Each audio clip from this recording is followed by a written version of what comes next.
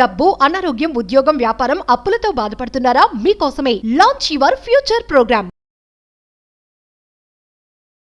నమస్తే, welcome to Suman TV. నేను విష్ణు. ప్రస్తుతంతో పాటు ప్రముఖ స్టాక్ మార్కెట్ అనలిస్ట్ జీవి సత్యనారాయణ గారు ఉన్నారు. వారితో మాట్లాడదాం. సార్ నమస్తే. సార్ సత్యనారాయణ గారు నమస్తే. సార్ సత్యనారాయణ గారు, ఈ డీమ్యాట్ అకౌంట్ మెయింటెనెన్స్ ఛార్జెస్కి సంబంధించి నాకు ఎప్పటి నుంచో పలు రకాల సందేహాలు ఉన్నాయి. రోజు ఏదో ఒక మెసేజ్ వస్తూ ఉంటుంది మన మొబైల్కి, మీ డీమ్యాట్ అకౌంట్ మెయింటెనెన్స్కి సంబంధించి ఇంత అమౌంట్ డెబిట్ అయింది, అంత కట్ అయింది, ఇంత కట్ అయింది అంటూ రకరకాల మెసేజ్లు వస్తుంటాయి. నాకు అసలు అర్థం కావట్లేదు. 1 సంవత్సర కాలంలో మనం కానీ ఒక డీమ్యాట్ అకౌంట్ని మెయింటైన్ చేస్తూ వెళ్తుంటే అసలు ఎన్ని రకాల ఛార్జీలు ఆ మెయింటెనెన్స్ పైన విధిస్తారు ఏంటనేది మీ ద్వారా తెలుసుకుందాం అనుకుంటున్నాను. మన ప్రేక్షకులకు కూడా డీటెయిల్డ్గా తెలియచేద్దాం అనుకుంటున్నాను సార్. ఓకే, ఇది మంచి టాపిక్. ఎందుకంటున్నానంటే అందరూ డిమ్యాట్ అకౌంట్ అంటారు, కానీ అసలు ఆ డిమ్యాట్ అకౌంట్ అంటే ఓపెన్ చేసేటప్పుడు క్లిక్ చేయగానే నెక్స్ట్ అంటుంటుంది. ఓటీపీ అడుగుద్ది, పాన్ కార్డ్ అడుగుతుంది, ఓటీపీ అడుగుతుంది, ఆధార్ ఎంటర్ చేయమంటుంది, ఎంటర్ చేస్తారు, బ్యాంక్ అకౌంట్ నెంబర్ ఎంటర్ చేయమంటారు, ఓటీపీ వస్తుంది, బ్యాంక్ స్టేట్మెంట్ అప్లోడ్ చేయమంటారు, ఓటీపీ వస్తుంది, నెక్స్ట్ అంటది. ఓకే, అయిపోయింది, మీ అకౌంట్ యాక్టివేట్ అయిపోయింది అని 2 నిమిషాలు అయిపోయింది అనగానే వీళ్ళు ఆహా నాకు అకౌంట్ ఓపెన్ అయిపోయింది అంటారు. వీళ్ళ దగ్గర ఉన్న పైసలు ట్రాన్స్ఫర్ పెడతారు. కానీ ఛార్జీలు ఎవరికి తెలియదు. ఎందుకోసం అంటే జనరల్గా ఈ ఆన్లైన్లో ఎవరైతే చేస్తారో నెక్స్ట్ అంటూ పోతూ ఉంటారు. ఈ అకౌంట్లో డెబిట్ అయినప్పుడు ఎందుకు డెబిట్ అయిందో ఎవరిని అడగాలనో తెలియదు. కానీ ఎవరైతే బిగినర్స్ ఇప్పుడు డీమ్యాట్ అకౌంట్ ఓపెన్ చేద్దాం అనుకున్నా కానీ ఆల్రెడీ ఓపెన్ చేస్తూ మీ మాదిరి మెసేజ్లు వస్తున్న వాళ్ళు కానీ ఏం చేయాలి, ఎలా చూడాలి అనేది చూద్దాం. జనరల్గా డిపి అంటారు, డిపాజిటరీ పార్టిసిపెంట్. ఈ డిపాజిటరీ పార్టిసిపెంట్ అంటే మనం డీమ్యాట్ అకౌంట్ ఓపెన్ చేసే ఒక బ్రోకింగ్ ఆర్గనైజేషన్. ఈ బ్రోకింగ్ ఆర్గనైజేషన్ ఎగ్జాంపుల్ ఆన్లైన్లో డిస్కౌంట్ బ్రోకర్లు ఉంటారు, జిరోదా అని, ఎల్ఐఎస్ బ్లూ అని, తర్వాత మోతిలాలు, వాళ్ళవి 2 ఉన్నాయి. అంటే డిస్కౌంట్ బ్రోకర్లు ఒక టైపు, ఫుల్ టైం బ్రోకర్లు అని ఒక టైపు. డిస్కౌంట్ బ్రోకర్లు అంటే ఆన్లైన్లో ఏవైతే గ్రో అని, జిరోదాలు, ఎల్ఐఎస్ బ్లూలు, ఏంజిల్ 1 2 ఉన్నాయి. మన ఆఫ్లైన్ ఉంది, ఆన్లైన్ ఉంది. Motilal, ICICI securities, HDFC securities, Axis securities, Kotak securities, ఇవన్నీ కూడా కొన్ని ఆఫ్లైన్ ఫుల్ టైం అనమాట. వాళ్ళు ఈ ఫుల్ టైం బ్రోకింగ్ ఫర్ములు ఏదైతే ఉందో వాళ్ళని డిపిలు అంటారు, డిపాజిటరీ పార్టిసిపెంట్లు. ఈ డిపాజిటరీ పార్టిసిపెంట్లు మనం ఏదైతే ఆన్లైన్లో చేసినా, ఆఫ్లైన్లో చేసినా, ఏదైతే ఒక బ్రోకింగ్ ఫర్మ్ ద్వారా ఒక అకౌంట్ ఓపెన్ చేస్తే ఈ అకౌంట్లు ఎక్కడుంటాయి అంటే ఎన్ఎస్డిఎల్, సిడిఎస్ఎల్ అని 2 ఆర్గనైజేషన్లు ఉంటాయి. మన డీమ్యాట్ అకౌంట్ ఓపెన్ కాగానే మనకు ఒక నెంబర్ వస్తుంది, ఎన్ఎస్డిఎల్ కానీ సిడిఎస్ఎల్. ఎన్ఎస్డిఎల్ అంటే national security services depository limited, CDSL అంటే సెంట్రల్ డిపాజిటరీ సర్వీసెస్ లిమిటెడ్. ఈ సిడిఎస్ఎల్ వచ్చో Bombay stock exchange organisation, NSDL వచ్చో ఎన్ఎస్సి ఎక్స్చేంజ్ ఆర్గనైజేషన్.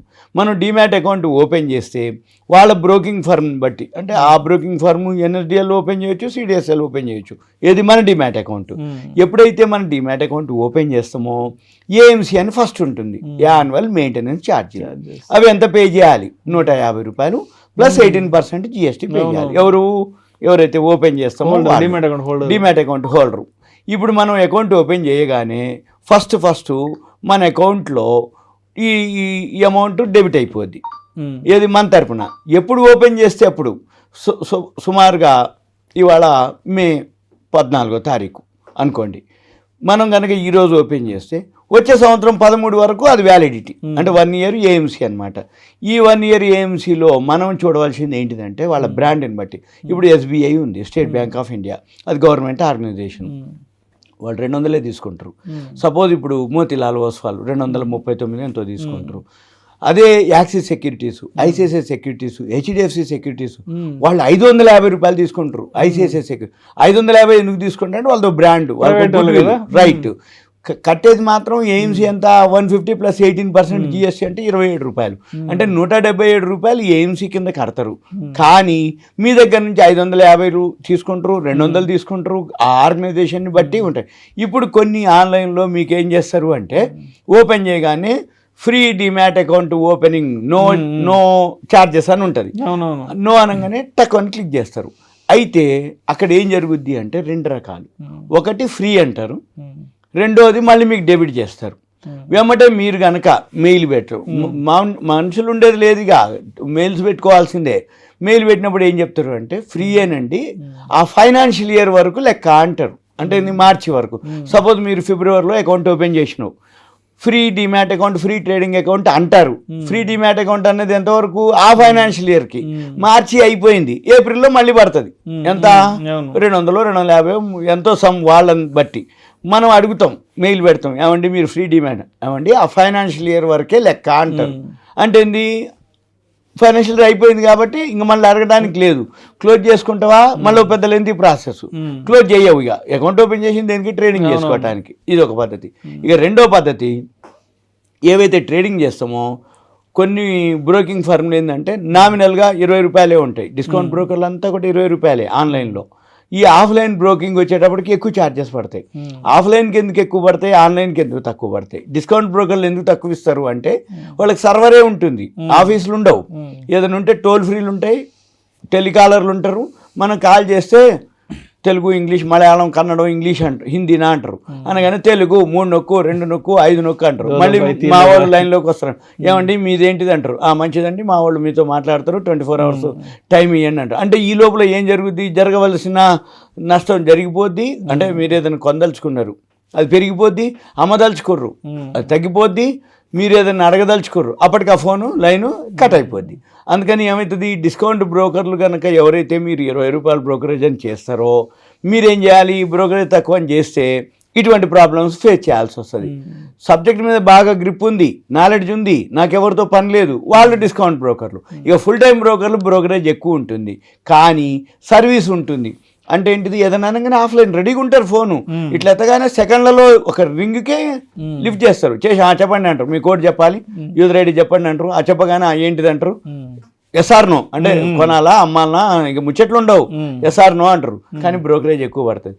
జనరల్గా అందరికి ఎక్కడ ఉంటుంది అంటే బ్రోకరేజ్ తక్కువ అనగానే అనుకుంటారు కానీ సర్వీసులు ఉండవు. సర్వీస్ ఎక్కడైతే ఉంటుందో బ్రోకరేజ్ ఎక్కువ ఉంటుంది. అది జనరల్ కామన్, అది మనం గుర్తించాలి. ఇక తెలవకుండా ఛార్జీలు పడతాయి. ఇప్పుడు సపోజ్ ఆఫ్లైన్లో బ్రోకరేజ్ ఎక్కువ ఉంది, ఏదన్నా ఛార్జీలు ఎక్కువ పడ్డాయి, మనం అడగొచ్చు, ఏమంటే మీరు నాకు చెప్పింది ఎంత అంట. ఈ ఛార్జీలు 1-2 ఉండవు. ఫస్ట్ బ్రోకరేజ్ ఉంటుంది, ఏదైతే కంపెనీ మనం ఒక షేర్ కొంటే దాని మీద బ్రోకరేజ్ ఉంటుంది. మళ్ళీ సెక్యూరిటీ ట్రాన్సాక్షన్ ట్యాక్స్ ఉంటుంది, జిఎస్టీ ఉంటుంది, మళ్ళీ తర్వాత స్టాంప్ డ్యూటీలు ఉంటాయి, మళ్ళీ వీటి తర్వాత ఏదైతే అంటే ఒక 5-6 రుసుములు ఉంటాయి అన్నమాట మొత్తం. ఇప్పుడు మిస్లీనియస్ అని, ఎడ్యుకేషన్ సెస్ అని, ఎప్పుడైనా కానీ ఎవరైనా కానీ ఒక ట్రేడ్ చేస్తే మీకు ఆ ట్రేడ్లో కన్ఫర్మేషన్ వస్తుంది మెయిల్కి. మెయిల్లో చూపిస్తుంది ఏమని, ఈ ట్యాక్స్ ఇంత, ఈ ట్యాక్స్ ఇంత అని. అంటే మనం అర్థం చేసుకోవాల్సింది ఎంత, అసలు కంటే ట్యాక్స్ ఎంత పడుతుంది, బ్రోకరేజ్ ఎంత అవుతుంది, బ్రోకరేజ్ మీద ట్యాక్స్ ఎంత అవుతుంది, ఇవన్నీ కొన్నప్పుడైతే కలుపుతారు, అమ్మినప్పుడు తీసేస్తారు. సపోజ్ ఇప్పుడు 100 రూపాయలు పెట్టి మీరు కొన్నారు అనుకోండి, 100కి ఇవన్నీ కలుపుతారు, యాడ్ చేస్తారు. సపోజ్ మళ్ళీ మీరు అమ్మిండ్రు అనుకోండి, సపోజ్ 100 రూపాయలకి అమ్మితే ఏమవుతుంది, మైనస్ చేస్తారు. సపోజ్ లాస్ వచ్చింది అనుకోండి, కమిషన్ లాసు, అసలు లాసు, ఈ 100 రూపాయల్లో ప్రిన్సిపల్ లాసు. అంటే జనరల్గా ఏం జరుగుద్ది, ఒక రకమైనది కాదు. అందుకనే ఇంట్రాడే చేసే వాళ్ళందరికీ పైసలు మిగిలింది ఇదే రీజన్. వాళ్ళు ఏం చేస్తారు, బై సెల్లు చేస్తుంటారు. ఈ బై సెల్లు చేస్తున్నప్పుడు, బై చేసేటప్పుడు కమిషన్లు ట్యాక్సులు పడుతుంటాయి, అమ్మినప్పుడు కమిషన్లు ట్యాక్సులు పడతాయి. ఎండ్ ఆఫ్ ద డే 3:30కి వచ్చేటప్పటికి ఈ కమిషన్లు ట్యాక్స్ లెక్కేసి నాకు 1000 రూపాయలు లాభం వచ్చింది కానీ ట్యాక్స్ 1200 అయింది. అంటే ఈ ఖర్చులు, బ్రోకరేజ్. అందుకని ఈ బిగినర్స్కి ఏమనిపిస్తుంది అంటే చాలా ఉత్సాహంగా ఉంటారు, వాళ్ళ దగ్గర అకౌంట్ ఉంటుంది, ఫండ్స్ ఉంటాయి, కొంటూ ఉంటారు, అమ్ముతూ ఉంటారు. చివరికి ఎండ్ ఆఫ్ ద డే వచ్చేటప్పటికి ఈ కమిషన్లకి, ట్యాక్స్లకే పోతాయి. ఉదాహరణకి ఏం లేదు, సింపుల్గా కొంచెం బాగా హైలీ ఫైనాన్షియల్గా ఉన్నవాళ్ళు షాపింగ్ చేస్తూ ఉంటారు. ఈ షాపింగ్ చేసేటప్పుడు ఎక్కువ షాపింగ్ ఏంటంటే జ్యువెలరీలే. ఈ జ్యువెలరీ షాపింగ్ చేసినప్పుడు మోడల్స్ మారుస్తూ ఉంటారు వాళ్ళు. ఈ మోడల్స్ మార్చడం అంటే ఏంటిది, ఇప్పుడు ఏమైనా కొత్త మోడల్స్ వచ్చినాయి మేడం మీరు రండి ఫోన్ చేస్తారు, కొత్త మోడల్స్ వచ్చినాయని చూపిస్తారు. మోడల్స్ రాగానే ఈ మోడల్స్ ఇచ్చేయండి అంటారు, అనగానే కొంటారు. మళ్ళీ 1 month 15 days 2 months కానీ మళ్ళీ ఇంకో మోడల్స్ వస్తూనే ఉంటాయి కంపెనీ జ్యువెలరీ షాపులు. ఈవిడ 1-2 సార్లు అట్లా పెట్టుకోగానే మళ్ళీ ఇంక మోడల్స్ అవుట్డేటెడ్ అయిపోతాయి, మళ్ళీ పోతారు, పోయి మోడల్ మళ్ళీ చేంజ్ చేస్తారు. మార్చేయగానే అప్పుడు ఒక 200-250 గ్రాములకి కొంటారు. అప్పుడు మేకింగ్లు వేస్టేజ్లు వేస్తాడు ఎప్పుడు కొనేటప్పుడు. మళ్ళీ ఈ మోడల్ మనం ఎక్స్చేంజ్ చేస్తే మళ్ళీ ఈ 250 గ్రాములకి మళ్ళీ మేకింగ్ వేస్టేజ్ మైనస్ చేస్తాడు. అప్పుడు ఇచ్చినాం కదా, మళ్ళీ ఇప్పుడు కొనాలి కదా కొత్తది, దీని కింద అది రాదు, మళ్ళీ కొనేదానికి ఒక కలుపుతాడు. చివరికి 2 సార్లు 3 సార్లు ఆ మోడల్స్ మారిస్తే 200 గ్రాములు 50 గ్రాములు అయిపోతాయి. అంటే ఏంది, మోడల్స్ మారుస్తున్నా కొద్ది బంగారం కొట్లేమైంది, జ్యువెలరీ మేకింగ్ వేస్టేజ్ కింద పోతాయి. ఇది కూడా అంతే. ఇంట్రాడే చేసే వాళ్ళకి ఎక్కువ పైసలు రాకపోవడానికి రీజన్ ఏంటిది అంటే ఇది. అయితే ఈ డిమాట్ అకౌంట్ ఓపెనింగ్ ఛార్జీలు పడతాయి, డిమాట్లో ఉన్న ఛార్జీలు పడతాయి, ఏఎంసీ ఛార్జీలు పడతాయి. వీటితో పాటు మనము జనరల్గా ఏం చేయాలి అంటే, చిన్న చిన్న ఇన్వెస్టర్లకు పెద్దగా ఏమి ఉండదు. ఇప్పుడు సెబీ అంటే 50,000 లోపు ఉన్నటువంటి వాళ్ళకి యాన్యువల్ మెయింటెనెన్స్ లేవు, కాకపోతే ఏఎంసీ మాత్రం పడుతుంది 50,000 లోపు వాళ్ళకి. కానీ షేర్ మార్కెట్లో ఎంటర్ అయిన వాళ్ళకి 50,000 అనేది నెగ్లిజిబుల్ అనమాట. అందుకని అది పడేదే. ఈ ఛార్జెస్ ఏవైతే ఉంటాయో దాన్ని ఏమంటారంటే BSDA అంటారు, బేసిక్ సర్వీసెస్ డిమాట్ అకౌంట్. అది 50,000 లోపు ఉన్న వాళ్ళకే ఉపయోగం. కానీ ఎక్కువ శాతం చాలా కొద్ది మంది ఉంటారు అనమాట IPOలు అప్లై చేసుకుంటాం కోసం ఉపయోగించుకునే డిమాట్లు ఉంటాయి, వాళ్ళ వరకు ఉన్నాయి. కానీ ఇప్పుడు IPOలు మామూలుగా లేవు, అంటే కంటిన్యూగా వస్తున్నాయి. కాబట్టి మినిమము 50,000 దాటే ఉంటారు ప్రతి అకౌంట్. అందుకోసం డిమాట్ అకౌంట్ల గురించి మనం ఆలోచించవద్దు. ఎప్పుడైతే మనం ఒక అకౌంట్ ఓపెన్ చేస్తామో మళ్ళీ ఇంకొకటి బాగా గుర్తుపెట్టుకోవాలి, డిమాట్ అకౌంట్లు ఎన్నైనా ఓపెన్ చేయొచ్చు, అయితే ఏఎంసీలు మాత్రం పడతాయి, అంటే యాన్యువల్ మెయింటెనెన్స్ ఛార్జీలు పడతాయి. అయితే డిమాట్తో పాటు ట్రేడింగ్ అకౌంట్ అని ఇంకొక అకౌంట్ ఉంటుంది. Trading account free of cost. Free of cost అంటే ట్రేడింగ్ అంటే బై సెల్ చేయటం, కొనుక్కోవటం, అదొక ప్లాట్ఫామ్. ఆ ప్లాట్ఫామ్ మీకు ఇవ్వడం కోసం ట్రేడింగ్ అకౌంట్, అది ఫ్రీ ఆఫ్ కాస్ట్. కాబట్టి జనరల్గా అందరూ ఏమంటారంటే trading account free, demat account free అంటారు. అంటే ట్రేడింగ్ అకౌంట్ మామూలుగానే ఫ్రీ, అది దానికి ఏం ఛార్జెస్ ఉండవు. కానీ డిమాట్ అకౌంట్ ఎందుకు ఫ్రీ అంటారంటే, మీరు మా దాంట్లో ఒక అకౌంట్ ఓపెన్ చేస్తే demat account, trading account free ఇచ్చి, డిమాట్ అకౌంట్ను ఫ్రీ అని ఎందుకంటారంటే మీరు కొంటూ ఉంటారు, అమ్ముతూ ఉంటారు, ఇవన్నీ డిమాట్లోకి వెళ్ళిపోతాయి.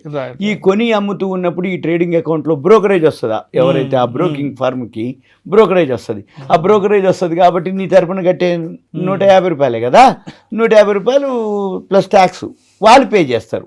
ఎవరు, ఆ బ్రోకింగ్ ఫర్మ్ వాళ్ళు పే చేసి నీ తరపున కడతారు.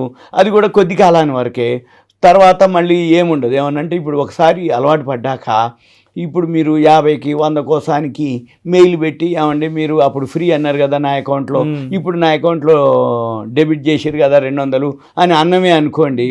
లేదు మేడం, ఇప్పుడు లేదు సార్, ఇట్లా ఆ టైంలో ఆఫర్ ఉంది, ఇప్పుడు లేదు ఆఫరు అని అంటారు. అంతే సింపుల్గా ఇది కథ జరిగేది.